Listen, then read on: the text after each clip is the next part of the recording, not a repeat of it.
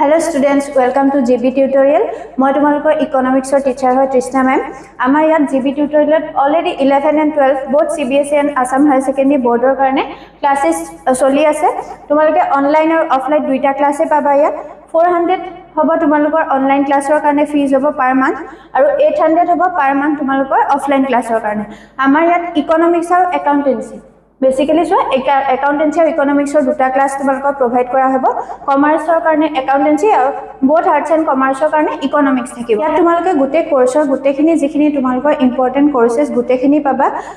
PYQ solve থাকিব ইয়াত, তাৰপিছত প্লাস তোমালোকৰ আনসাৰ ৰাইটিং কেনেকৈ কৰিব লাগে বোৰ্ডৰ এক্সামৰ কাৰণে সেই আনসাৰ ৰাইটিং আমি প্ৰেক্টিছ কৰাম তোমালোকক। আৰু লগতে তোমালোকৰ যিখিনি স্যাম্পল পেপাৰ আমি সলভ কৰাম CBSE কাৰণে স্যাম্পল পেপাৰ, প্লাস তাৰ কাৰণে তোমালোকে যদি CUET এক্সামৰ কাৰণে প্ৰিপাৰেচন কৰিব পাৰা তাৰো আমি অলপ হলেও আমি বেসিক্স আইডিয়া দি দিম। আৰু যিমান পাৰ সোনকালে তোমালোকে এনৰোল কৰা, ৰেজিষ্ট্ৰেচন চলি আছে, এইটো কন্টেক্ট নাম্বাৰ, এই কন্টেক্ট নাম্বাৰ তোমালোকে কন্টেক্ট কৰিব পাৰা। Thank U.